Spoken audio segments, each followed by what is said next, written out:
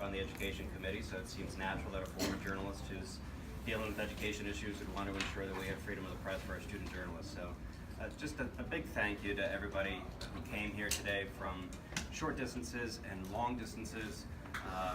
I wouldn't see what we experienced just now as a defeat, because this is the first time any kind of legislation like this has ever been introduced in Virginia. Virginia is celebrating its 400th anniversary, so you know that in its 400 years we have never really substantively talked about the topic of censorship for students until this year.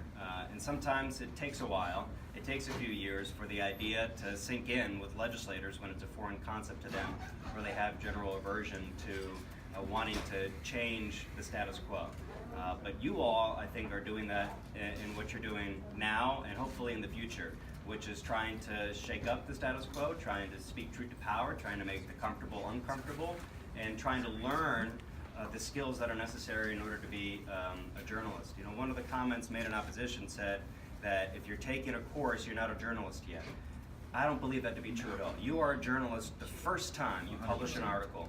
As soon as you are practicing journalism, you have become a journalist. I don't care your age, I don't care your experience.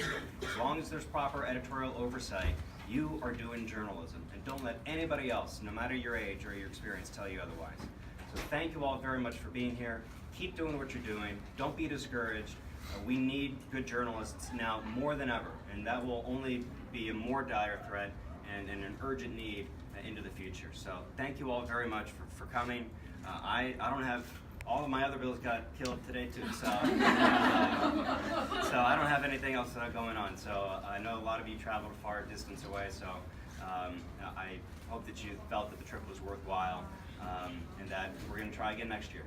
I can tell you that. So thank you all very much for coming.